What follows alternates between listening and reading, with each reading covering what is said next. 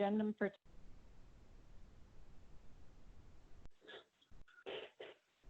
tonight's meeting of the Woodbury County Zoning Commission is Tuesday, May 26, 2020 at Bruce Garvey is now joining. 6:02 p.m. Hi, Bruce. Hello. The agenda item, the first agenda item is any citizen wishing to be heard on anything other than an agenda item.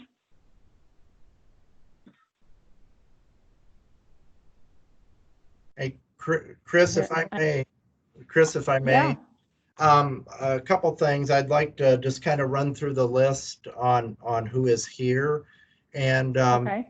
also what we found effective in the previous Board of Adjustment meeting is once each and every individual makes a statement or comments on an item, we ask them to use radio talk and say the word over after they have made their statement as a clear path of dividing up the conversation. And just for the record, to see who is present, I'm going to read off of a name, and if you would just state that you're here, like a roll call, that would be great. So Chris Zelmerzant. Here. Tom Bride. Here. Bruce Garvey. Here. Sean Streck. Here. Good evening. And Barb Parker.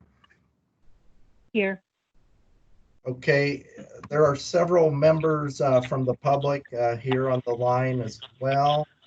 I'm going to check Alan Fagan on the line. Here. Here. Bill Howland. Here. Joshua Widman. Here. John Daniels. Yes, here. Larry Schrum. Here. Elise from Mid-American Energy. Here. And Penny from JB Holland. Here. Are there any names that were not called out? There being none, Chairman Zelmerzant, I can turn it back to you.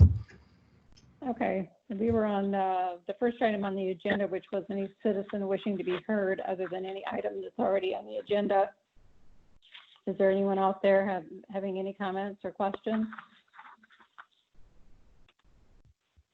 Over. Hearing none, I'm going to move on to the next item on the agenda, and that's the approval of the minutes of April 27th of the 2020 meeting. Over. This is Sean. I'd move to approve the minutes as written. Okay, we have a motion by Sean. Do we have a second? This is Tom, and I second the motion. Over. Okay, we have a motion and a second. Do we have any further discussion or any corrections that need to be done on the minutes? If not, by roll call, let's approve the minutes. Okay, Chairman Zelmerzant, I will read the roll call. Barb Parker. Aye. Sean Streck. Aye. Chris Zelmerzant. Aye. Tom Bride. Aye. Bruce Garvey. Aye. Looks like motion second pass. Minutes approved. Over.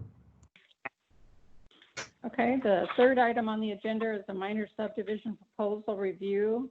Dan, do you want to read that information into the record, please? Over. Yes, and this is the minor subdivision proposal review public hearing. And Marcia A. Becker and Marilyn Flaming, trustees of the Zeems Revocable Trust, owners of property located in the northwest quarter of Section 15, Woodbury Township, 88 North, Range 47 West, on parcel 884715151004, addressed at 1858 Glen Ellen Road, which is about 0.25 miles south of Sioux City. They request for the zoning commission to review and the board of supervisors to approve the proposed Clem's addition. This proposal encompasses the creation of 2 lots, with lot 1 including 2.47 total acres and lot 2 including 20.26 total acres.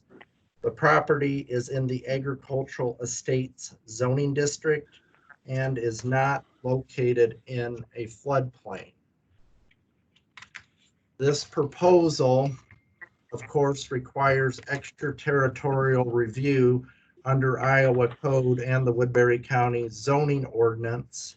Currently, it's running linear with our process, and it's my understanding the Sioux City Zoning Commission would have looked at it tonight, and the city council would look at this on June 8th.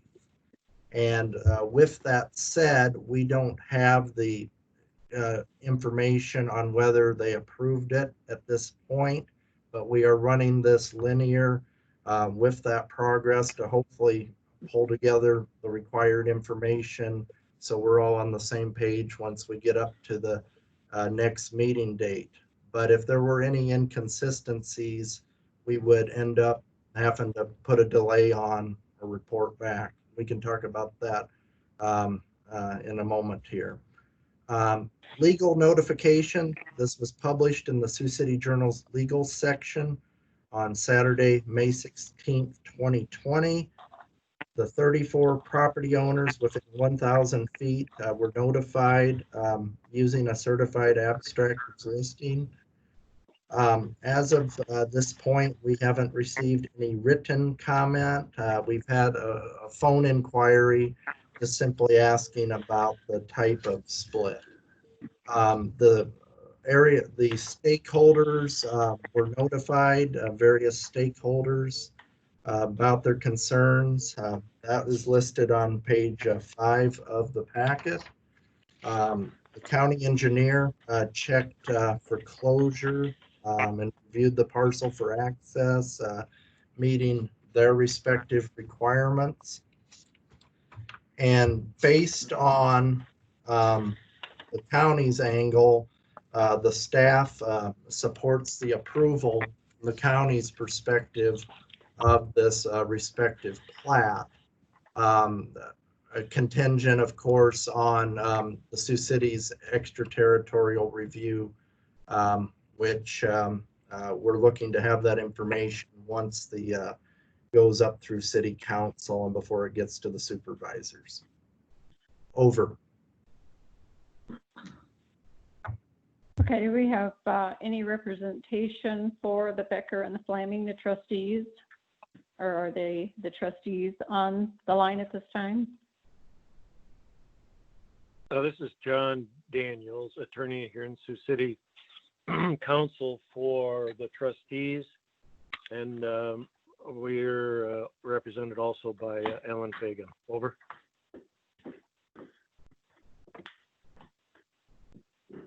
Okay.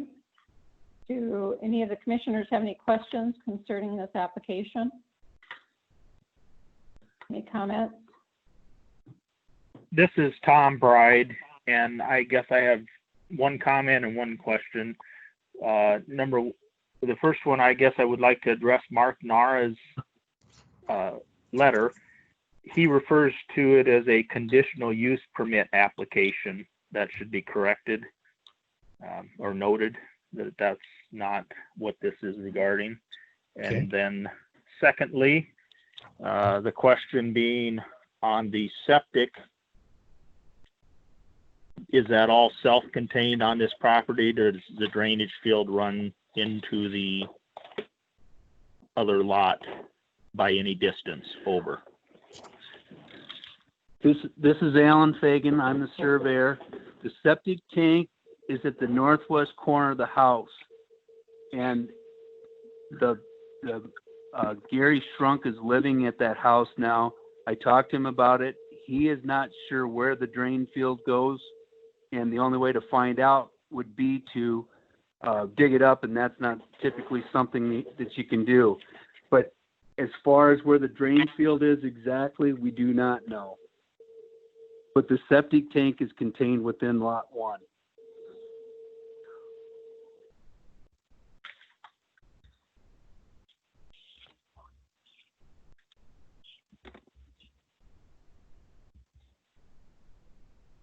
Does anybody have any issues with the lack of knowledge as to where the drainage field is? This is Bruce Garby. If the property sells, they're gonna have to bring that septic tank up to date, and if that's the case, they're going to have to put the drain field and everything on that property. Do you know if that's the intent of the trustees? Yeah, well, the trustees are indeed transferring both lots following approval here, yes. So is that not correct, that once they sell it, they have to update that? Over. Well, I think first is an inspection and then whatever that turns up.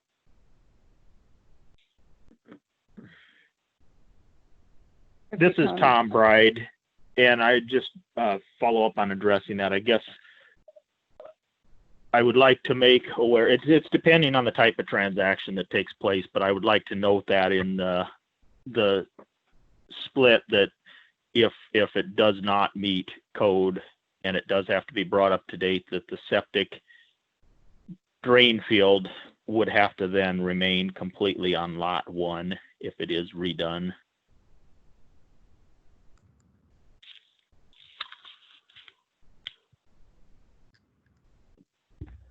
Okay. Sorry, and a little follow-up there. If the properties are sold separately, if they're purchased together, I don't think that's going to happen either. So, over. Okay. Anybody else have any comments? This is Chris again. Over.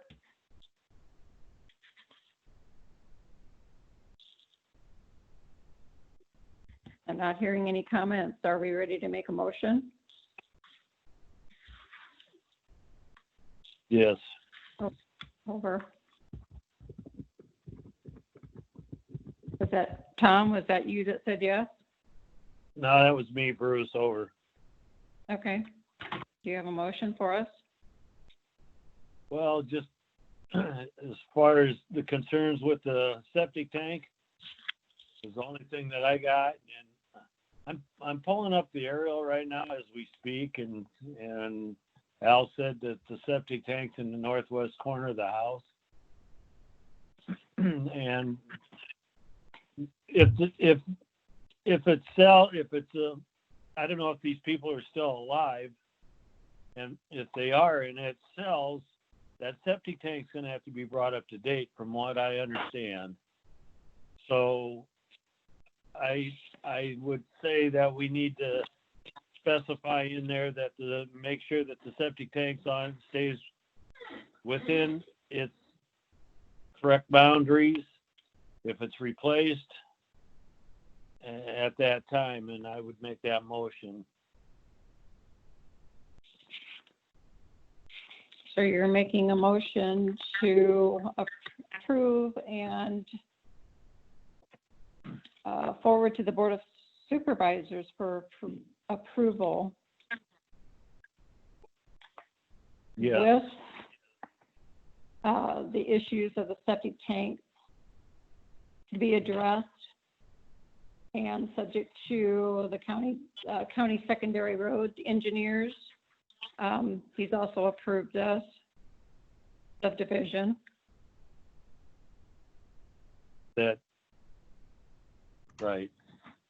Okay. And then Tom also brought up the fact that he said I missed that it's a conditional use permit. Identified as that by the secondary roads, but it is not. Yes. And that needs to be corrected then also. Okay. So we have a motion on the floor. Do we have a second? This is Tom Bride, and I will second the motion with the stipulations. Okay. We have a motion and a second. Do we have any other comments from any of the commissioners at this time? If not, by roll call, let's vote on the motion and the second. Okay. Okay. Barb Parker, Aye. Sean Streck, Aye. Chris Zelmerzant, Aye. Tom Bride, Aye. and Bruce Garby. Aye. Looks like motion passes 5-0. Over. Okay. Thank you very much. Next item on the agenda is a conditional use permit application review for Mid-American Energy. Dan, do you want to read that information into the record? Over. Yes. The Mid-American Energy Company requests for the Zoning Commission to review and the Board of Adjustment to approve their request for the use of ash pond monofills on multiple parcels Alan Fagan. and a temporary Is now exiting. on parcel number 8747-302-00005 in the northeast quarter of section 30 on tax lot F in the Liberty Township 87 North, range 47 West. The ash pond monofills are located on parcels 8748-252-00002, 8748-252-0003, and parcel 8748-254-000. Let's see. You're missing a number on there. Yeah, it's let's see, 301 in section 25 and the Liberty West Township of Township 87 North, Multiple people are now exiting. range 48 West, and two more numbers, parcel number 8747-301-00001 and 8747-301-00007. And this is in section 30, Liberty Township, 87 North, range 47 West. These parcels are west of Port Neal Road, and they are located in the general industrial zoning district on the Mid-American Energy campus grounds. And the facts of the case are, of course, on the packets. The proposal, page 14, the proposal is part of a multi-year project involving Mid-American's ash pond impoundment system, according to the company's stormwater pollution prevention plan, which are part of the packet and records. This is part of several phases of the project that commenced in 2015. And after review of the conditional use permit application for the temporary borrow pit, and just to be clear here, this conditional use permit is basically divided between a borrow pit, a temporary borrow pit, and then separately ash pond monofills on those separate parcels, kind of combined together under one conditional use permit project.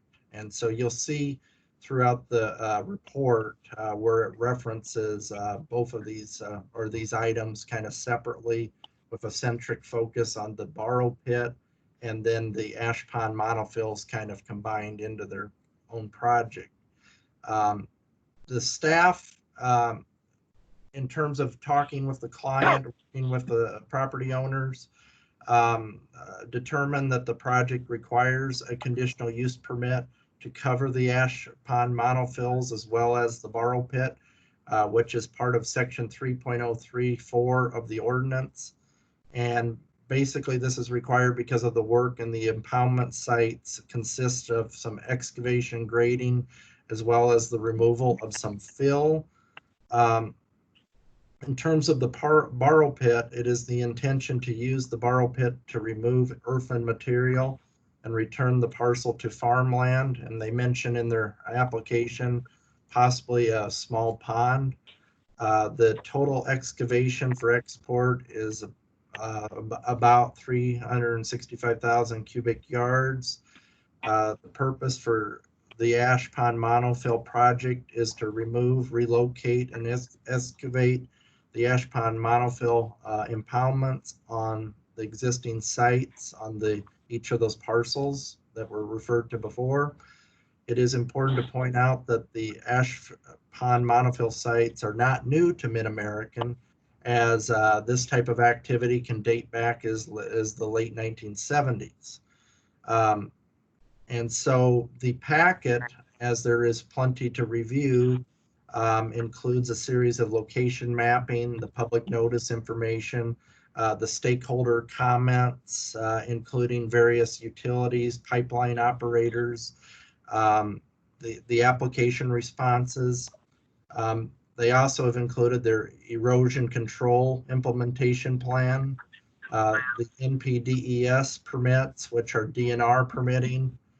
They have a University of Iowa study included there that looks at the property in relation to historical features, and their stormwater pollution prevention plan, which is a regulatory plan required by the DNR in terms of doing the extent of this type of grading work.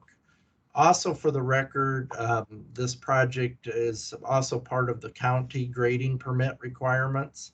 And the county grading permit requirements entail what we call a catch-all grading permit.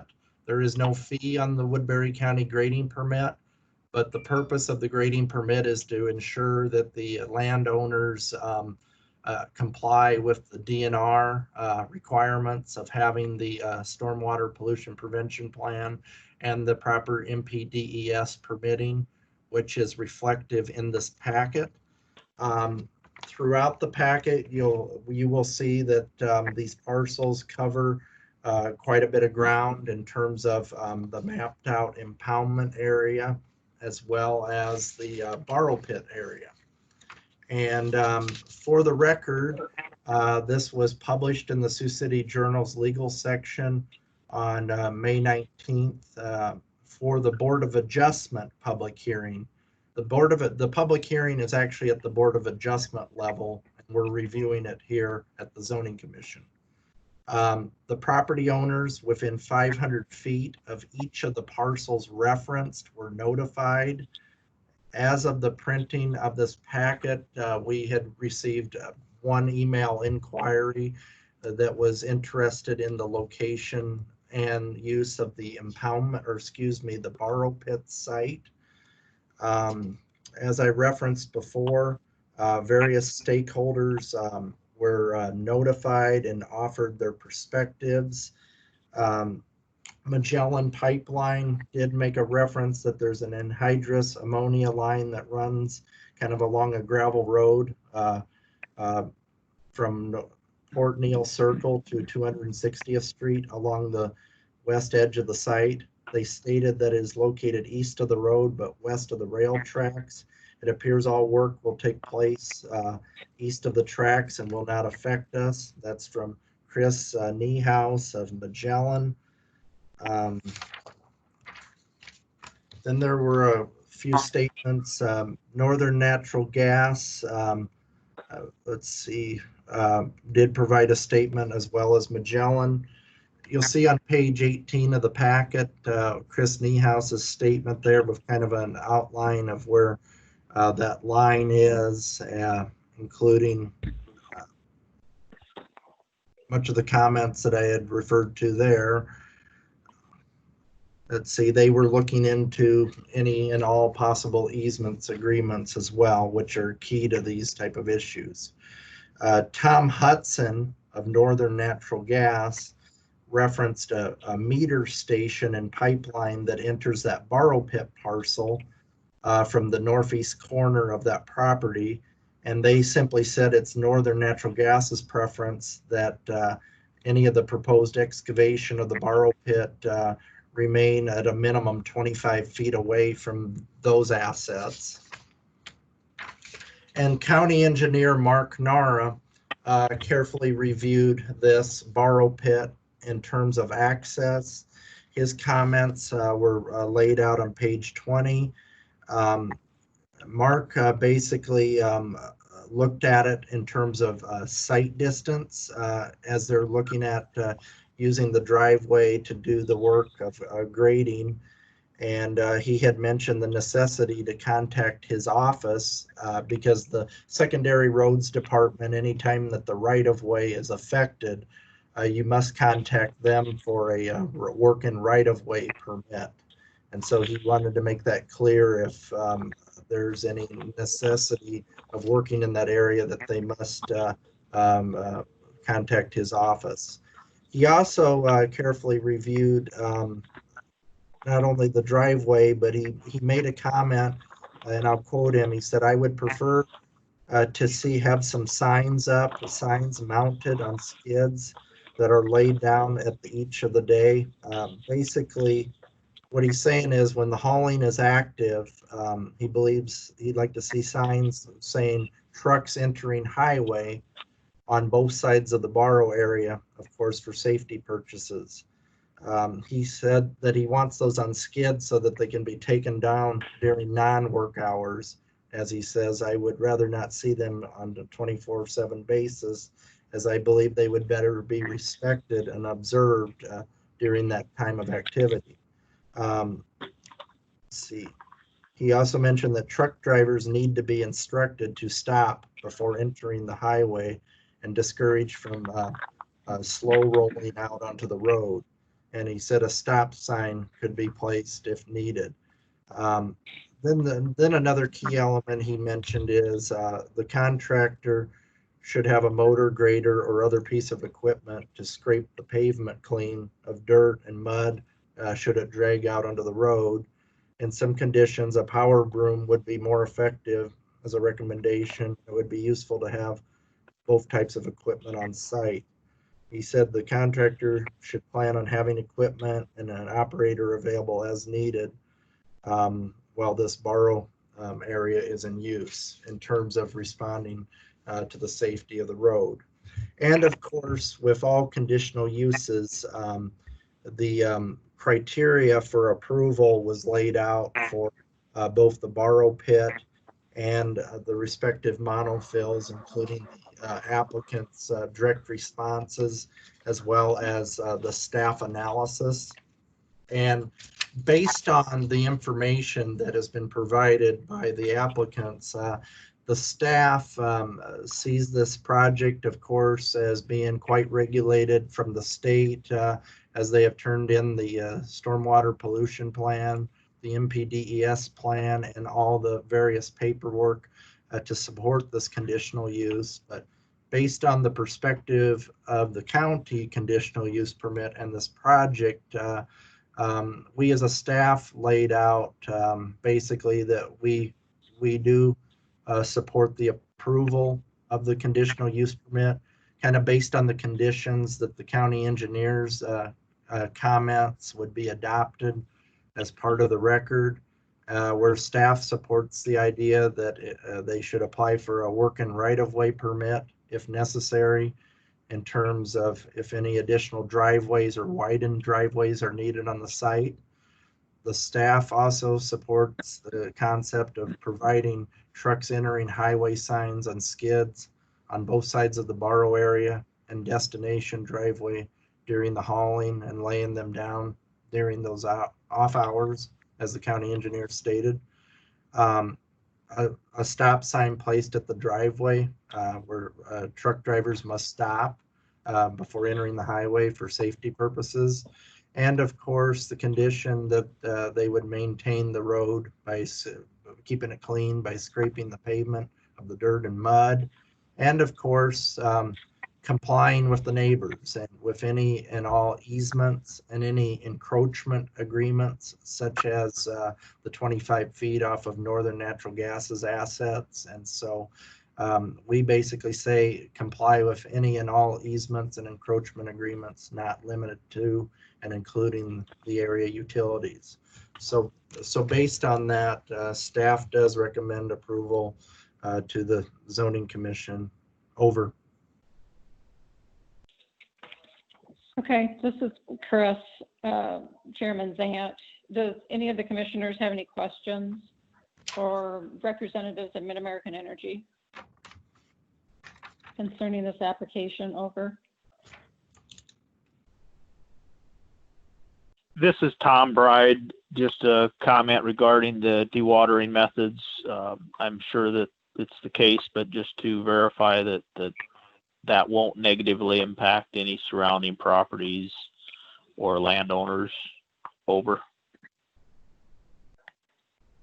Is that a question directed to Bill Holland still here? Yep, this is Bill. Yeah, we've looked at that. The water flow will, from dewatering activities in the borrow areas, will only go across Mid-America property or else some railroad right of way. Other than that, all dewatering activities, and that's in reference to the borrow area. For the main project inside the plant area, all those waters will be solely on Mid-America property, directly to the Missouri River. Over. Okay. Thank you. Over. This is Chairman Zant again. Directed to Bill Holland again. Were you aware of the Magellan pipeline information, the Northern Natural Gas information, and secondary roads? Yes, we are. We've been Okay. Yeah, we've been in contact with them for a while, Okay. and our borrow design is taken into account those restrictions already. Okay. And you're comfortable with all that information and being able to operate under those conditions? Yep, very much so. Okay. Okay. Any other commissioners have any questions or comments? Over. Do we have anyone from the public not associated with this that has any concerns or questions to direct? Over.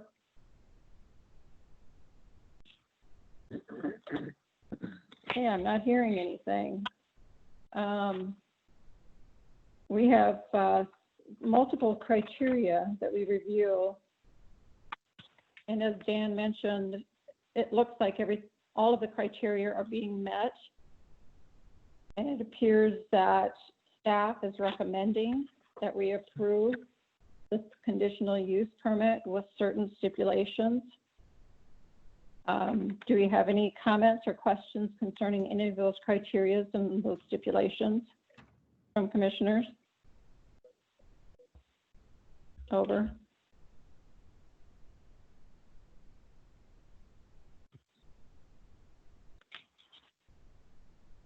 I'm hearing none. Do we need to review any of those, or do you want to do it all as one? Commissioners, feel free to jump in.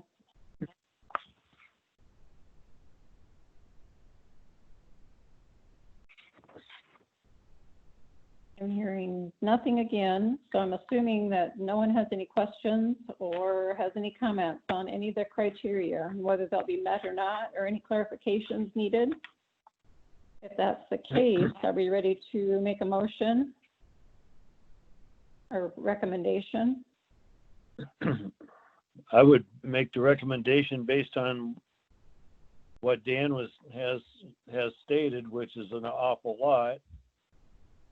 And some of their practices that they've written down in here is they're pretty much maintaining the biggest share of them, except the few extra things that they want for the signs to be laid down and and the dirt off the pavement, which I feel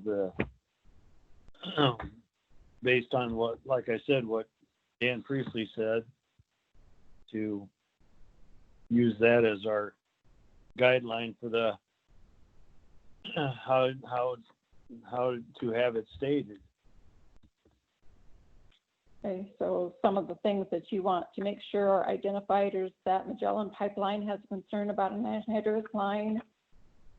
Northern Natural Gas has a concern about an easement, about their easement. Secondary Roads has laid down stipulations or guidelines that they would like to have followed. Yes. And other than that, you're ready to forward this on to the Board of Adjustment. Is that what I'm hearing? Yes. Okay. So that sounds like a motion. Do we have a second? Chris, it's Sean. I'd second.